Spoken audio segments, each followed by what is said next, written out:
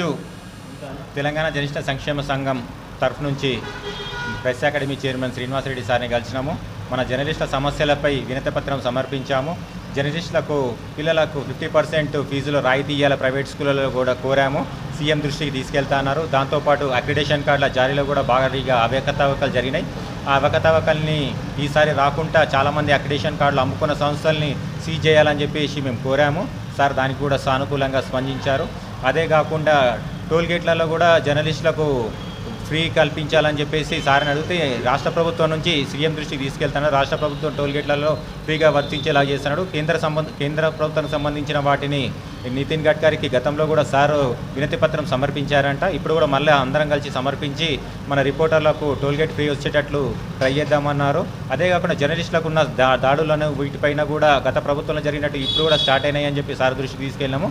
దీనిపైన సార్ కూడా సీరియస్గా స్పందించి జర్నలిస్టుల మీద ఎవరు దాడులు చేసినా వాళ్ళని వదిలిపెట్టే ప్రసక్తే లేదన్నారు. వాళ్ళు ఎవరైనా పర్లే, ఎంతటి వారైనా పర్లే, వాళ్ళని బహిష్కరించాలి సొసైటీ నుంచి అని కూడా సార్ చెప్పారు. ఇప్పటి నుంచి జర్నలిస్టుల మీద దాడులు చేసిన జర్నలిస్టుల సమస్యల పట్ల ఎవరు సానుకూలంగా స్పందించకుండా వాటిపైన మేము తెలంగాణ జర్నలిస్టుల సంక్షేమ సంఘం నుంచి మేము పోరాటం చేస్తామని ఈ సందర్భంగా తెలియజేస్తున్నాను. తెలంగాణ జర్నలిస్ట్ సంక్షేమ సంఘం గ్రేటర్ హైదరాబాద్ అధ్యక్షుడిని ఈరోజు ప్రెస్ అకాడమీ చైర్మన్ గారిని శ్రీనివాసరెడ్డి గారిని ఈరోజు మేము కలిసాము. అయితే ప్రధానంగా ఈ జర్నలిస్టులు ఇప్పుడు చాలని జీతాలతోటి మనము జర్నలిస్ట్ వృత్తిలో కొనసాగుతున్నాం. కాబట్టి మా చిన్నపిల్లలకు ఏదైతే స్కూల్స్కి వెళ్ళే పిల్లలకు 50% రాయితీ కల్పించాలనేసి ఈరోజు వినతి పత్రం కూడా ఇవ్వడం జరిగింది. మరియు ఇక్కడ ఏదైతే ముఖ్యంగా జర్నలిస్టుల పైన ఏదైతే దాడులు జరుగుతున్నాయో అది ముఖ్యంగా ఈ జర్నలిస్టుల మీద దాడులు జరగకుండా ఎవరైనా దాడులు చేస్తే మాత్రం వారిపైన క్రిమినల్ కేసులు బుక్ చేసేలా శ్రీనివాసరెడ్డి గారిని మేము కోరాము. ఆయన సానుకూలంగా స్పందించారు. ఖచ్చితంగా జర్నలిస్టుల పైన ఎవరైనా దాడులు చేస్తే మాత్రం ఖచ్చితంగా వారిపైన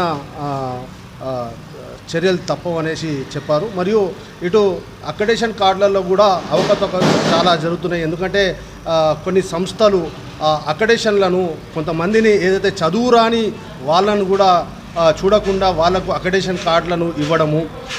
మేమేమో జర్నలిస్ట్ కోర్సు చేసి మేము గత 15-20 సంవత్సరాల నుంచి ఈ వృత్తిలో కొనసాగుతున్న మాకు రాకుండా కొత్త వారికి ఇవ్వడము, అలాంటి దానిపైన కూడా మేము ఈరోజు శ్రీనివాసరెడ్డి దృష్టికి తీసుకురావడం జరిగింది.